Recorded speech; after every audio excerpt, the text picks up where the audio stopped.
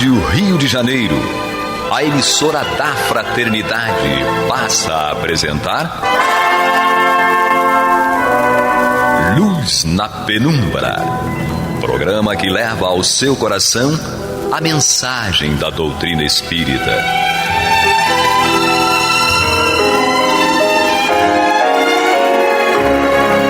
E com vocês, Eduardo Araújo, para o estudo de O Livro dos Médiuns, da obra codificada por Allan Kardec. Amigos ouvintes da Rádio Rio de Janeiro, estamos entrando no ar com o programa Luz na Penumbra, estudando o Livro dos Médiuns. O nosso amigo Eduardo, neste momento, não está aqui, está numa reunião. Então vamos nós, eu, Maria de Fátima Miranda, e o amigo Paulo Renato. Isso, para estudarmos o capítulo 21 do Livro dos Médiuns, que trata das dissertações espíritas. 31, capítulo 31. E hoje nós vamos estudar as comunicações apócrifas. Mas antes de fazermos a leitura, eu vou pedir para o Paulo Renato fazer a leitura. Nós queremos agradecer a Jesus a oportunidade, não é? E agradecer a generosidade do coração de vocês, abrindo as portas do seu lar, da tua mente, do teu coração. Então que possamos ser assistidos por Jesus nessa hora. Paulo, quer fazer a leitura? Sim, faço sim.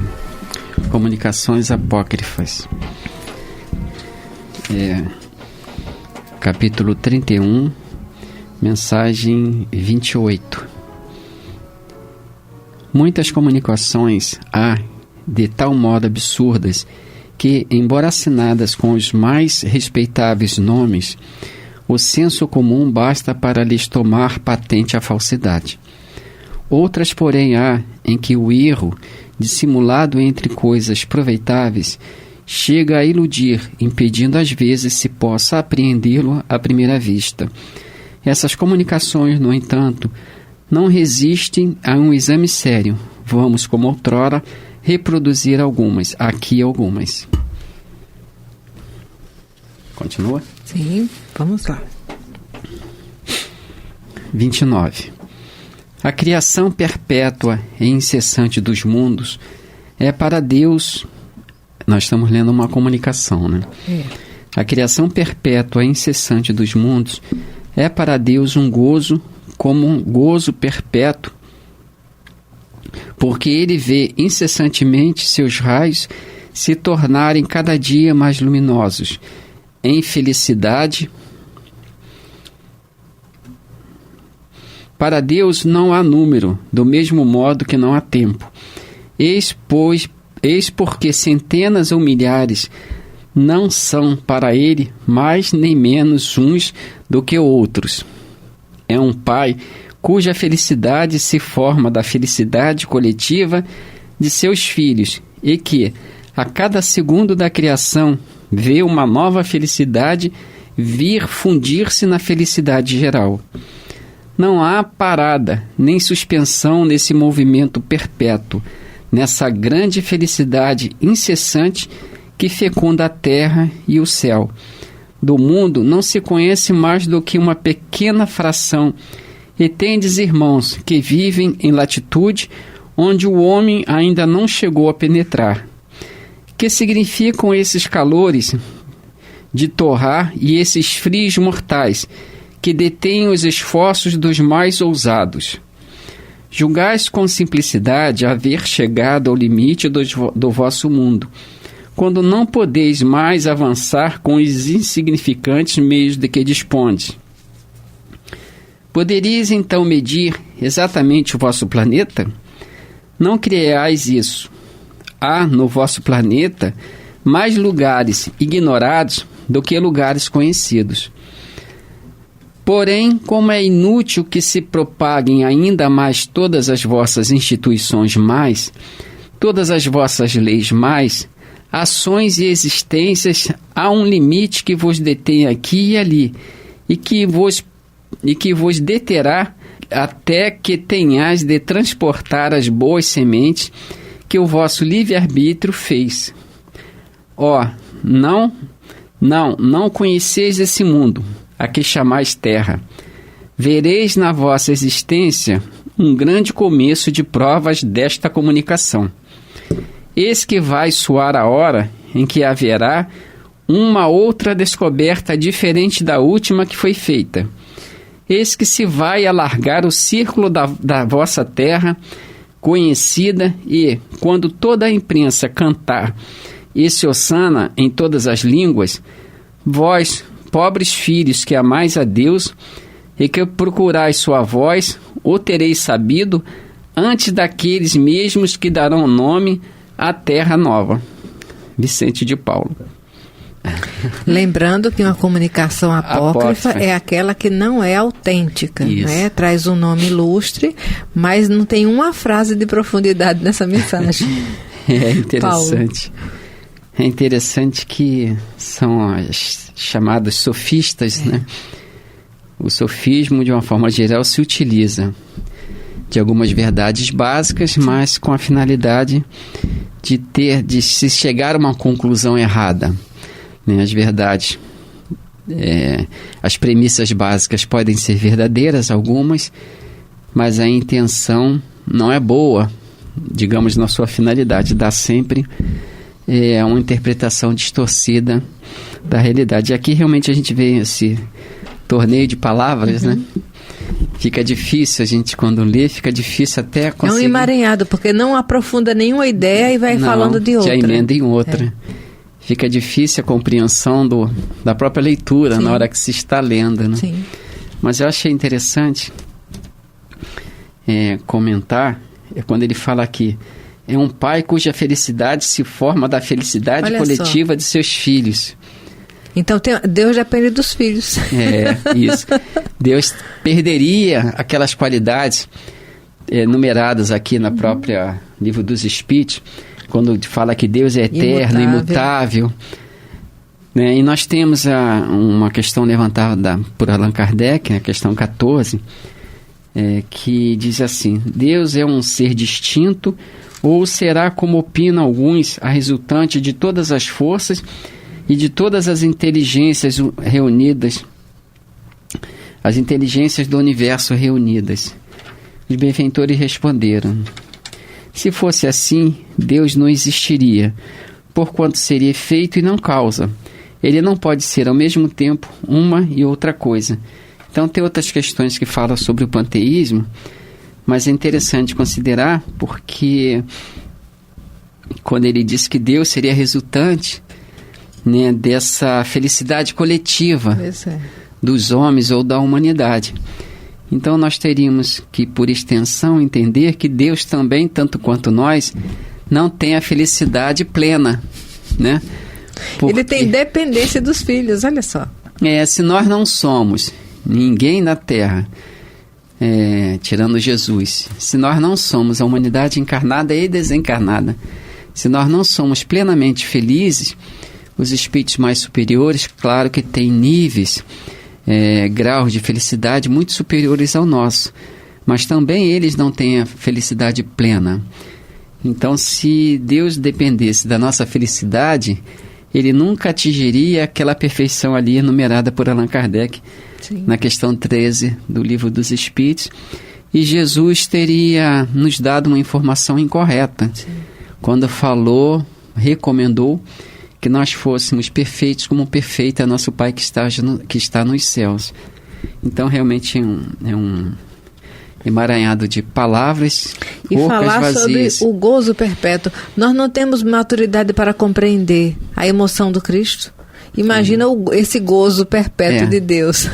Quando os benfeitores falam numa obra aí do André Luiz sobre Asclépio, né, aquele espírito que é de alta hierarquia espiritual, os instrutores de Allan Kardec dizem que ele, para os encarnados, para as pessoas do nível do André Luiz, ele já tinha superado todas as noções daquilo que nós conhecemos como forma e vivia numa situação espiritual muito diferente daquela que nós conhecemos. Quer dizer, se aquele benfeitor, né, tem essa grande condição espiritual, né, nesse sentido de que ele pode sempre progredir, pode sempre melhorar, né? Nós vimos que a doutrina espírita está correta quando diz que o espírito foi criado para progredir, para se melhorar, né? E sempre que essa melhora, esse progresso, ele é sempre contínuo. Então ninguém progride, ninguém melhora continuamente se não tiver um padrão, um modelo para ser seguido. Quando os espíritos falam que as leis de Deus estão em nossa consciência, eles, em outras palavras, a gente pode concluir que eles falaram desse modelo que Deus colocou em nós no momento da criação, esse modelo que nós vamos compreendendo e desdobrando em nós mesmos, para que, com base nele, atinjamos aquela perfeição que nós falamos, que nós lembramos que Jesus se referiu, né? Questão de atingir uma perfeição tal, relativa, mas que Jesus diz que se assemelha à perfeição de Deus, né? Então ele fala aqui que fala sobre a questão dos anos. Eis porque centenas ou milhares não são para ele mais nem menos do que outros.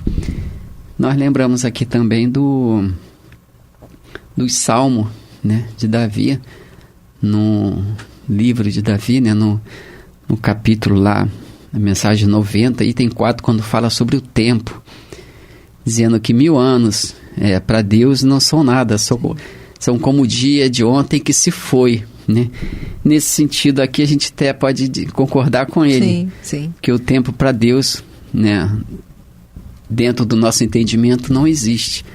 Então 1000 anos praticamente não são nada nessa contagem, mas ele realmente faz jogo de palavras aqui que gera mais conflito do que esclarecimento, né?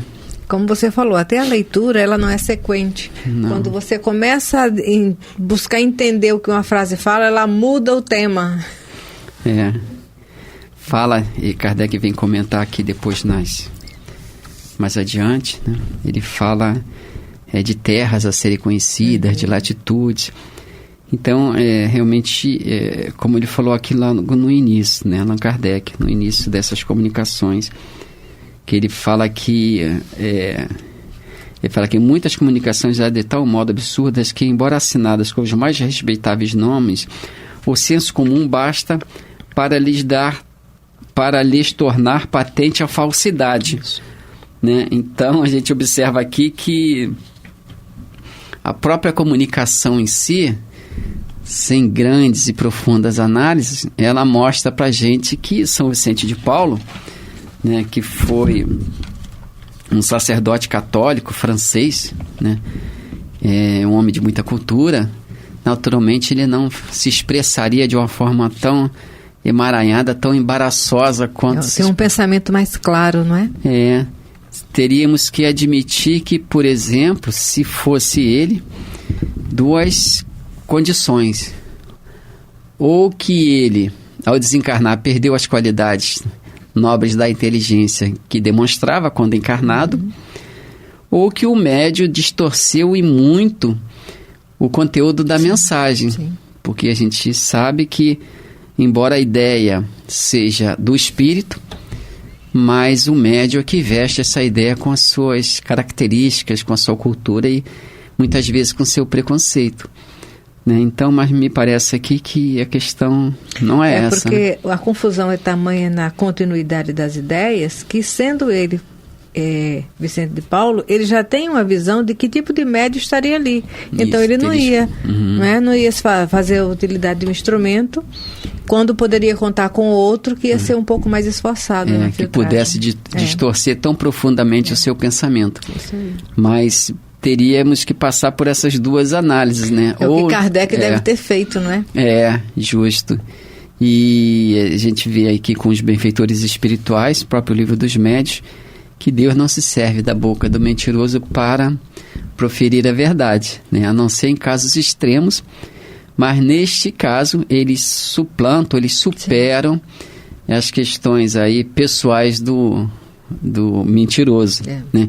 Para que ele, no grau adequado, possa passar a verdade que deva ser passada, né? Muita gente fala, Kardec até levantou essa questão, né, que o cristianismo se distorceu porque não tinha nada escrito. Mas a sabedoria de Jesus fez com que os seus ensinos fossem de boca a ouvido, porque a escrita poderia complicar muito, porque a interpretação e as distorções voluntárias colocadas ali seriam de molde a fazer com que nós acreditássemos no que estava escrito, quando aquilo podia ter sido distorcido. Hoje em dia, nós ainda temos alguns problemas a esse respeito, quando se diz que achou parte da cruz de Jesus, que Jesus falou, que Jesus fez, sem ter deixado nada escrito. Nós temos essas distorções doutrinárias cristãs toda. Imagine se Jesus tivesse deixado escrito.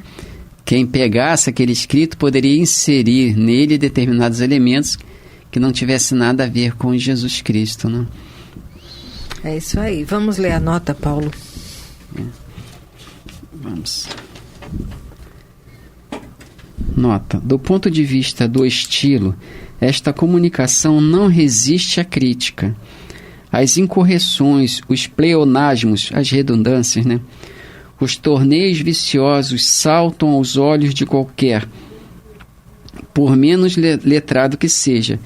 Isso, porém, nada provaria contra o nome que a afirma, dado que tais imperfeições poderiam decorrer da incapacidade do médium, conforme já o demonstramos. O que é do espírito é a ideia. Ora, dizer, como ele diz, que no planeta há mais lugares ignorados do que lugares conhecidos, que um novo continente vai ser descoberto, é para um espírito que se qualifica de superior dar prova da mais profunda ignorância. Sem dúvida, é possível que, para além das regiões glaciais, se descubram alguns cantos de terra desconhecidos. Mas dizer que essas terras são povoadas e que Deus as conserva ocultas dos homens, a fim de que estes não levem para lá suas más instituições, é acreditar demasiado na confiança cega daqueles a quem semelhantes absurdos são propinados.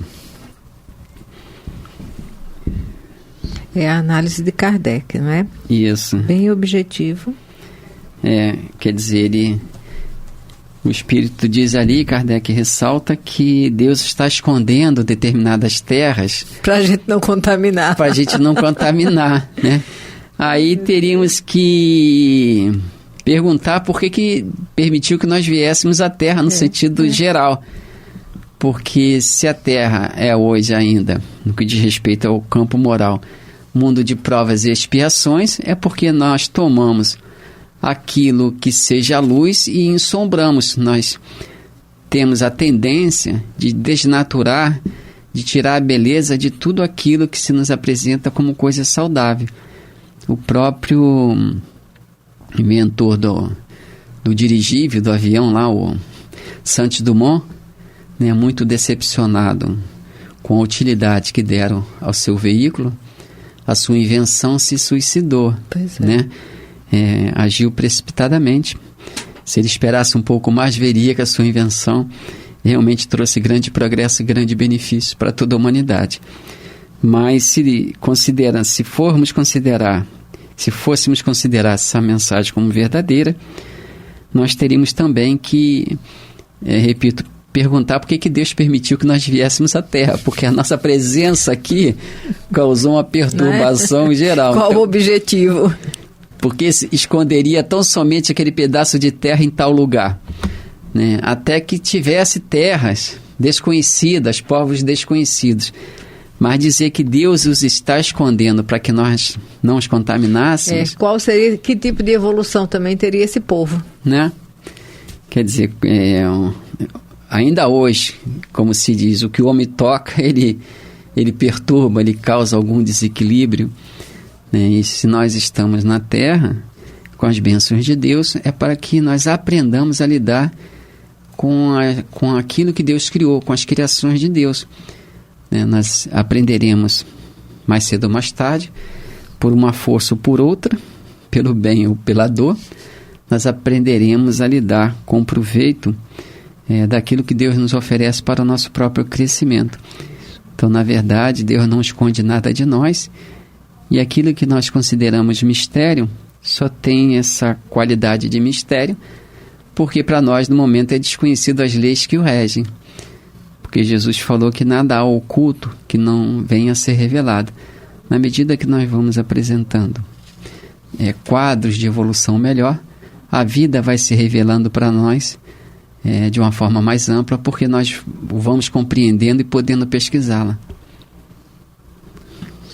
Vamos lá. Então, nós podemos até, se não tiver mais nenhuma colocação a fazer, Paulo, já começar o estudo do item 30, né? 30. Capítulo 31, item 30. É. Que também seria uma outra mensagem atribuída ao mesmo Espírito. Isso. Que nós sabemos que não se trata porque são mensagens apócrifas. Vamos lá? Vamos ler. Meus filhos, o nosso mundo material e o mundo espiritual, que bem poucos ainda conhecem, formam como que os dois pratos da balança perpétua. Até aqui, as nossas religiões, as nossas leis, os nossos costumes e as nossas paixões têm feito de tal modo descer o prato do mal e subir o do bem, que se há visto o mal reinar soberanamente na terra. Desde séculos é sempre a mesma a queixa que se desprende da boca do homem, e a conclusão fatal é a injustiça de Deus. Alguns há mesmo que vão até a negação da existência de Deus. Vedes tudo aqui e nada lá. Vedes o supérfluo que choca a necessidade, o ouro que brilha junto da lama. Todos os mais chocantes contrastes que vos deveriam provar a vossa dupla natureza. De onde vem isto? De quem a falta? Eis o que é preciso pesquisar, com tranquilidade e com imparcialidade. Quando sinceramente se deseja achar um bom remédio, acha-se. Pois bem, malgrado a essa dominação do mal sobre o bem, por culpa vossa, porque não vedes o resto ir direito pela linha traçada por Deus. Vedes as estações se desarranjarem. Vedes as estações se desarranjarem, os calores e os frios se chocarem inconsideradamente, a luz do sol esquecer-se de iluminar a terra esquecer em seu seio as sementes que o homem aí depositou. Vedes a cessação dos 1000 milagres perpétuos que se produz sob nossos olhos, desde o nascimento do arbusto até o nascimento da criança, o homem futuro, a criança, o homem futuro. Mas tudo vai bem do lado de Deus, tudo vai mal do lado do homem. Qual o remédio para isto? É muito simples: aproximarem-se de Deus, amarem-se, unirem-se, entenderem-se e seguirem tranquilamente a estrada cujos marcos se veem com os olhos da fé e da consciência. Quer ler a nota? Leia a nota pequena. Esta comunicação foi obtida no mesmo círculo, mas quanto difere da precedente, não só pelas ideias como também pelo estilo. Tudo aí é justo, profundo, sensato, e certamente São Vicente de Paulo não a desdenharia, pelo que se lhe pode atribuí-la sem receio. Aqui Kardec já está falando que essa outra mensagem tem mais coerência, não é? Está comparando as duas, sim, né? Comparando as duas, mas mesmo assim ela está inserida nas mensagens apócrifas, né? Mas ele diz que a ideia em si não foge àquilo que ele poderia, que São Vicente poderia ter, né? Das ideias de São Vicente. Sim. Digamos, são ideias mais coerentes, sim, com o espírito, digamos, com a personalidade de São Vicente. Mas ele fala aqui da questão, ele, em determinado trecho ele fala: quando sinceramente se deseja achar um bom remédio, acha-se. E Jesus falou, busque e achareis, né? É um dos capítulos do próprio livro Evangelho segundo o Espiritismo. E ele continua assim, pois bem, malgrada essa dominação do mal sobre o bem, por culpa vossa, né? Então, o próprio livro dos Espíritos, na questão da influência dos Espíritos, diz que se o mal tem uma interferência maior sobre nós, a responsabilidade justamente é nossa, porque nós lhe damos força, não só com a nossa personalidade, com as nossas tendências, mas com os nossos pensamentos e com as nossas ações, né? Infelizmente, isso se torna uma verdade para nós, e nós descobrimos isso na nossa própria vida, quando nós, por invigilância, pensamos no mal e descobrimos que aquele mal pode se realizar ou se realizou a partir daquele nosso mau pensamento, que nós julgávamos fosse desaparecer. Né? Nós estamos chegando ao final do programa, agradecendo a Deus, e no próximo, de repente, ainda acrescentaremos algum comentário, se fizer necessário, não é? Então, que Jesus nos envolva, uma boa semana. Paulo? Que Deus nos abençoe. Ok. Você está ouvindo o programa Luz na Penumbra.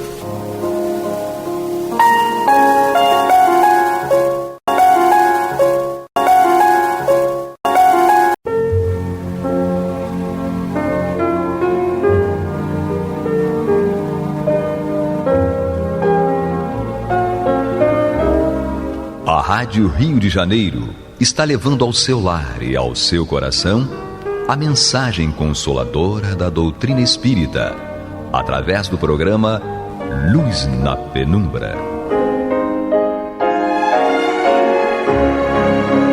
E agora com vocês, Amaury Santos e Astênio Oliveira, para comentar os textos da Revista Espírita de Allan Kardec no período de 1858 a 1868.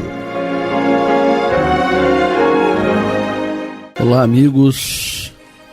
Estamos aqui na Rádio Rio de Janeiro.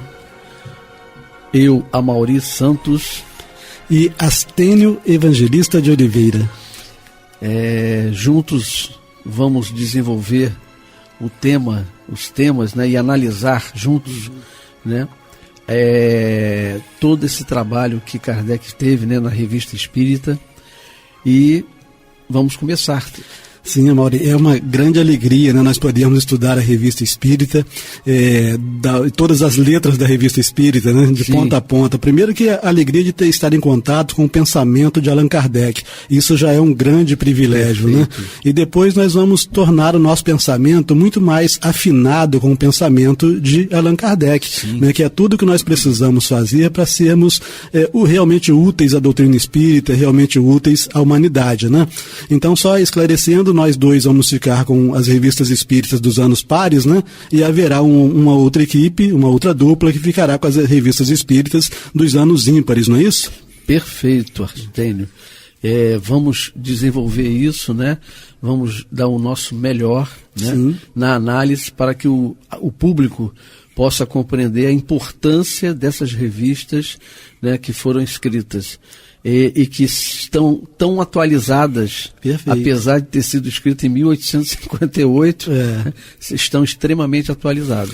Perfeito, né? Eu costumo até comentar, né, quando é oportuno, que para que a gente tenha uma visão completa da doutrina espírita, não basta o estudo das obras básicas. É fundamental o estudo das obras básicas, mas ler a Revista Espírita é também de grande importância, porque há muitas coisas que nós vamos encontrar na Revista Espírita e que não vamos encontrar nas obras básicas. Então o estudo completo demanda também o estudo da Revista Espírita.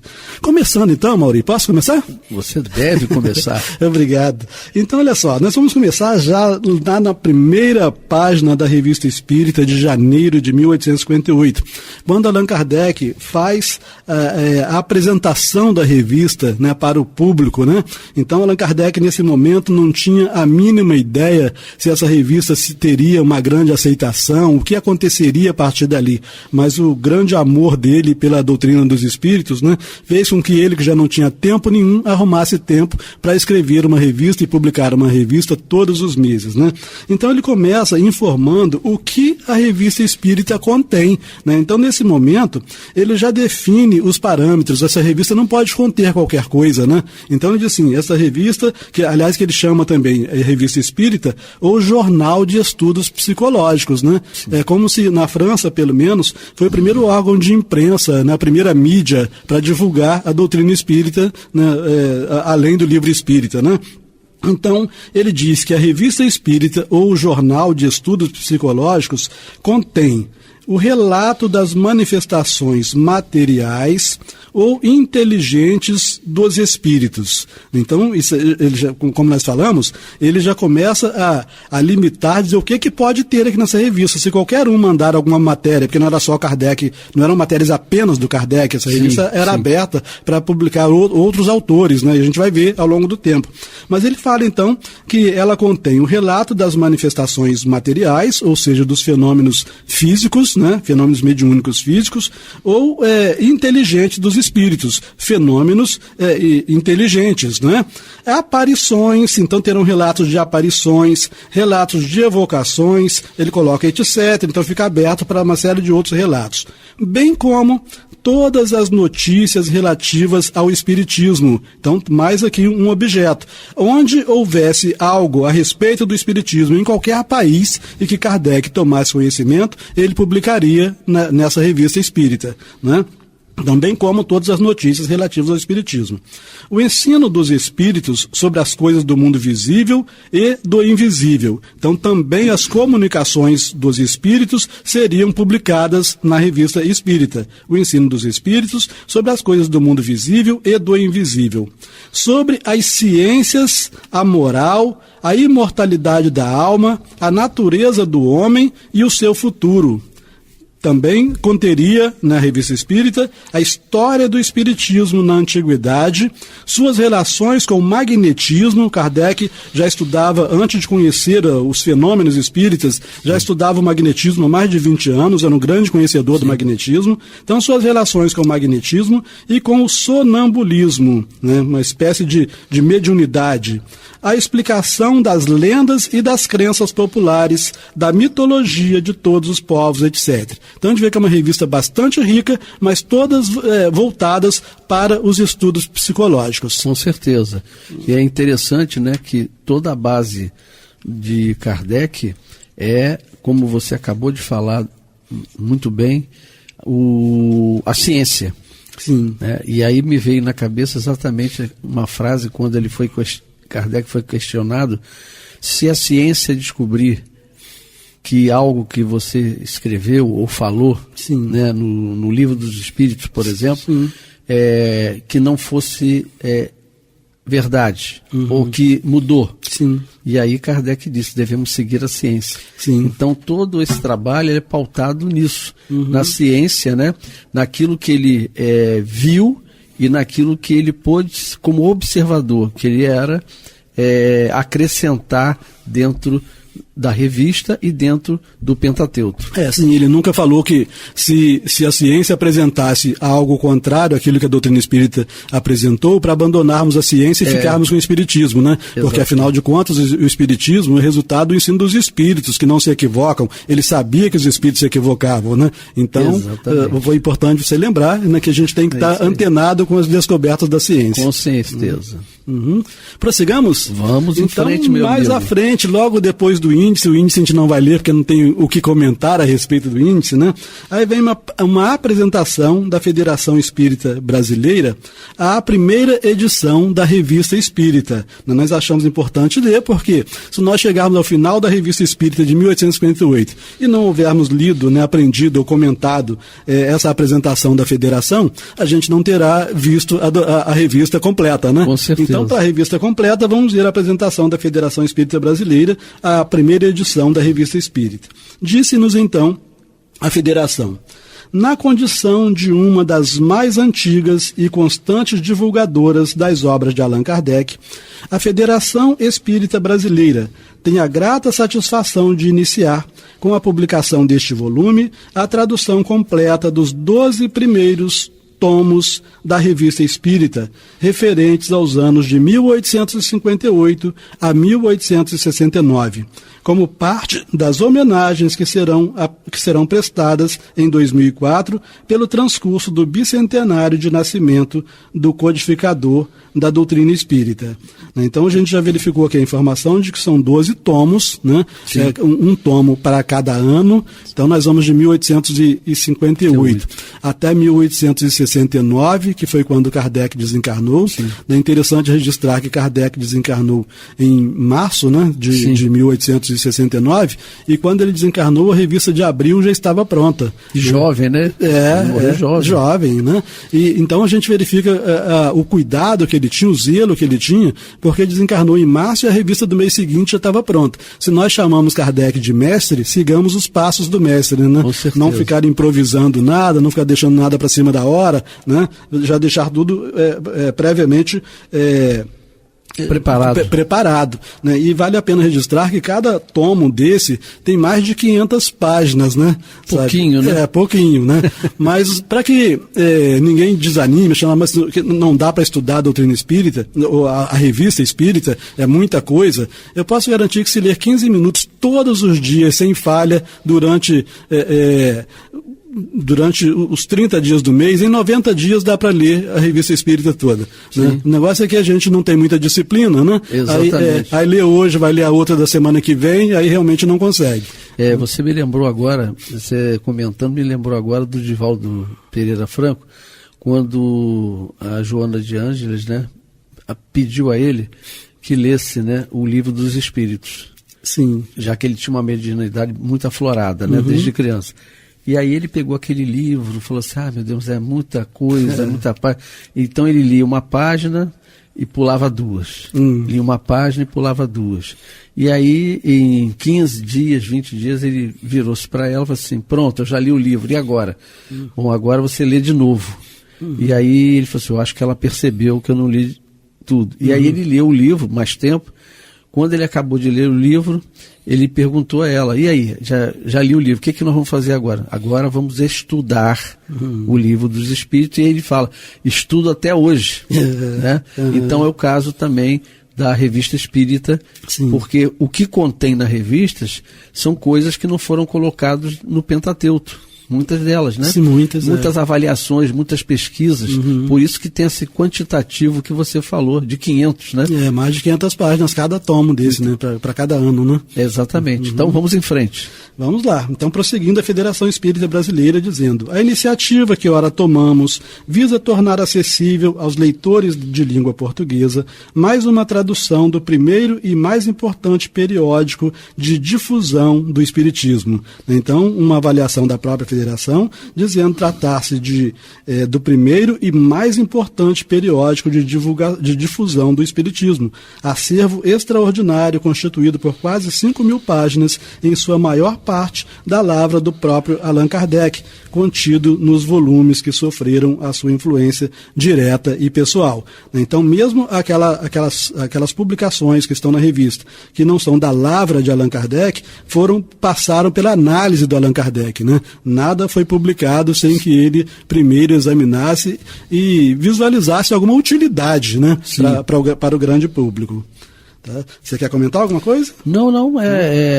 Kardec, ele era muito equilibrado nisso. Criterioso, né? Até porque, como um bom cientista, porque eu sou da área também, né, eu sou biólogo, a gente tem que analisar. Um grande problema das pessoas é que elas creem, mas não questionam. Sim. Né?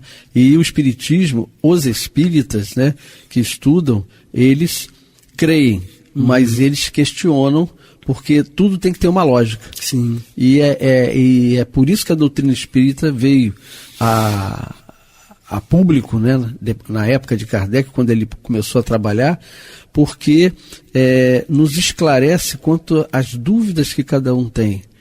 O que eu estou fazendo aqui na Terra? Para onde eu vou?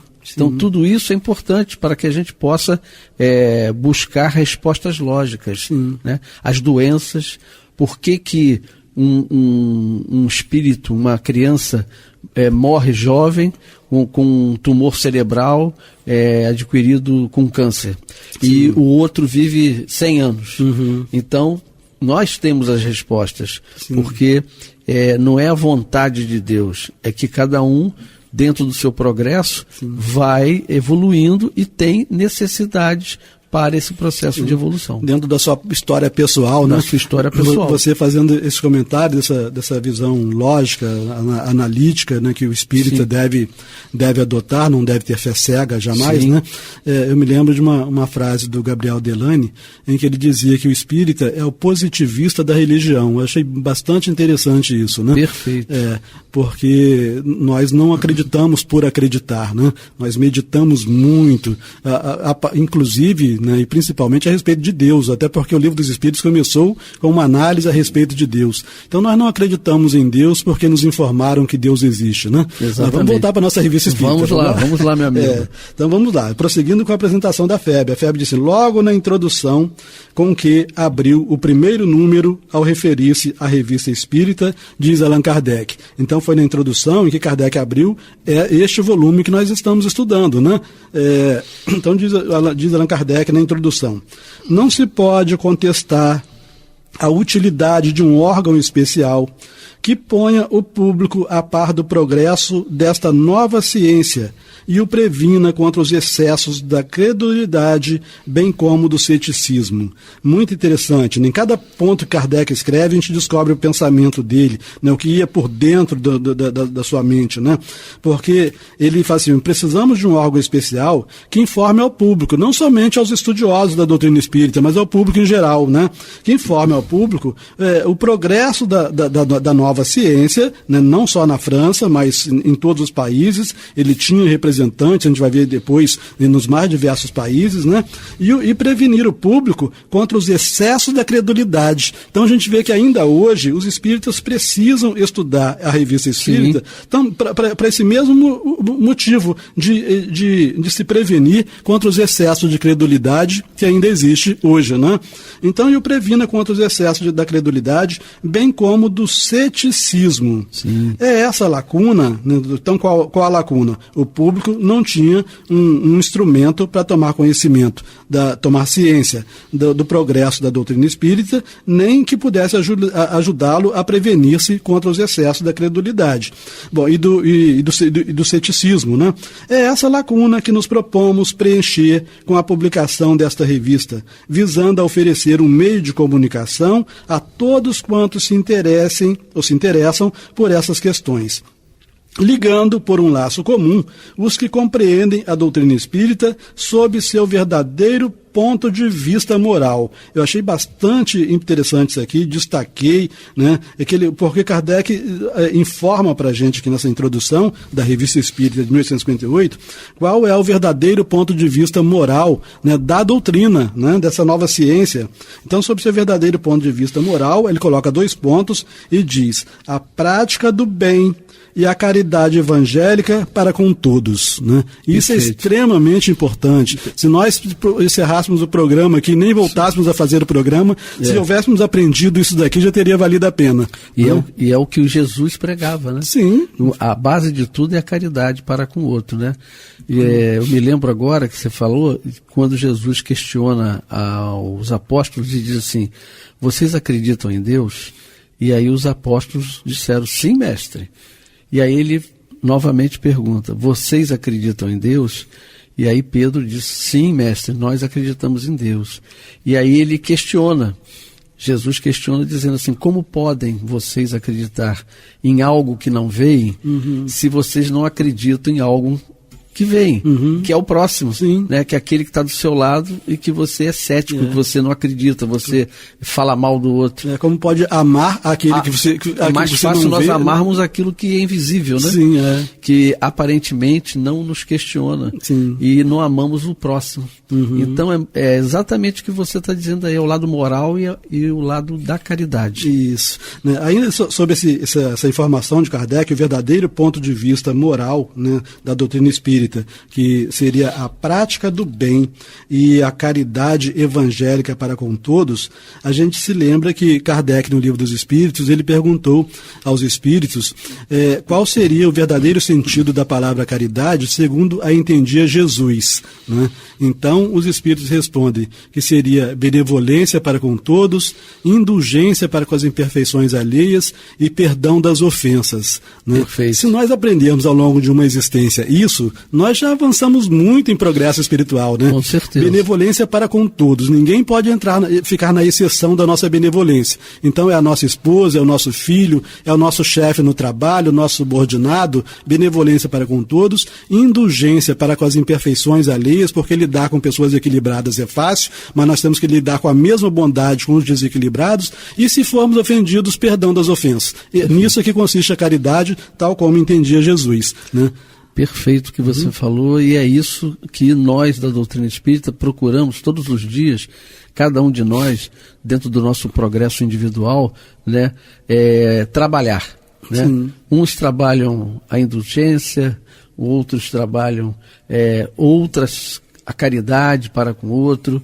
Então, esse trabalho ele é diário, né?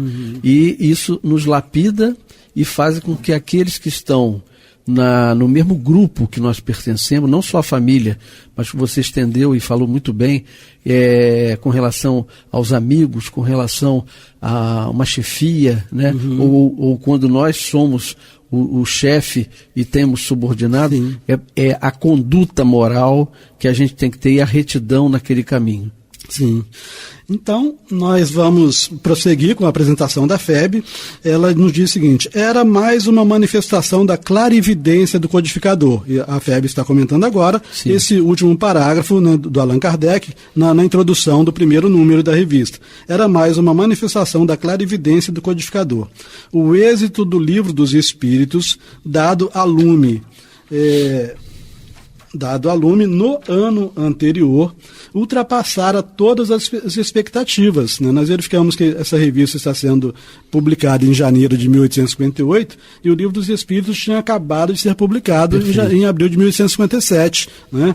Então, a FEB diz: Allan Kardec recebia de todos os lados relatórios de extraordinários fatos espíritas, correspondências indagando sobre tal ou qual ponto da doutrina, visitas de pessoas que ansiavam por esclarecimentos maiores, inclusive dignatários da nobreza local e de outros países, sem falar nos recortes de jornais, com seus comentários muitas vezes injuriosos sobre o espiritismo. Então a gente verifica que, de fato, essa revista é muito importante de ser estudada por nós, porque nós vamos entrar nesse universo, né, que estava acontecendo quando Kardec resolveu publicar a revista. Com certeza.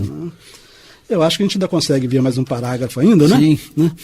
Sim. Então vamos lá, só mais um parágrafo. Até então, a França não dispunha de um único jornal que veiculasse as grandes vozes do céu, que já se faziam ouvir de forma ordenada e sistemática em todas as latitudes do planeta, pois são chegados os tempos em que todas as coisas devem ser restabelecidas no seu verdadeiro sentido para dissipar as trevas, confundir os orgulhosos e glorificar os justos. Situação diversa ocorria em outros países. Os Estados Unidos, por exemplo, dispunham de 17 jornais em língua inglesa, consagrados às manifestações mediúnicas que nos tempos modernos acabavam de eclodir em Hydesville. Então você pode comentar e encerrar o programa de hoje, né?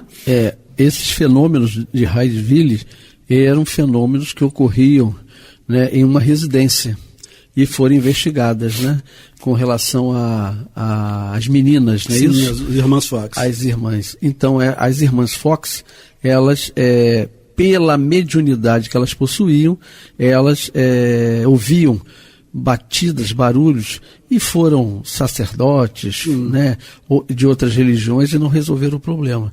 Então, quando houve a investigação, né, o espírito, que era de uma pessoa que havia sido assassinado naquela região, um caixeiro viajante, né? Isso, e foi enterrado ali, né, e através delas a polícia desenterrou e descobriu essa situação. Então, o quanto é importante, mostrando que nós não morremos, que nós perdemos apenas a matéria, mas continuamos vivos. E Allan Kardec, obviamente, quando percebeu aquilo, que estava provada a imortalidade da alma, ele ficou extremamente encantado, né? Com certeza. E aí assumiu a missão dele. A grande coisa de Kardec é que Kardec era cético. Né? E a maioria dos cientistas são assim. Então, eu sempre questionei a doutrina e questionava as outras, quando eu era novinho. Sim. E aí a minha avó, que já era espírita, me disse: leia esse livro, leia esse. E aí hoje, olha onde eu estou, com toda a minha ciência. Então vamos encerrar, né, o programa de hoje, né, desejando muita paz para todos os ouvintes, e estaremos juntos na próxima semana, se Deus quiser. Um grande abraço, gente.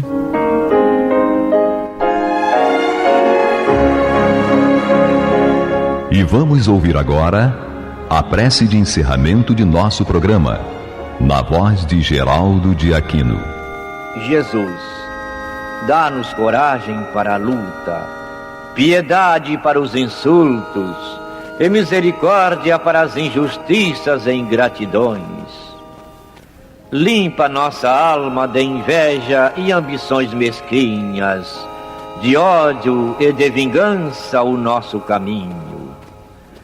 E que dentro em pouco, ao recolher-nos de novo ao calor do nosso leito, para que o sono nos dê a paz e o esquecimento das tristezas humanas, possamos sentir, Senhor, no mais íntimo de nosso ser, a doçura indefinível do Teu amor e a grandeza incomparável da Tua divina presença. Que assim seja.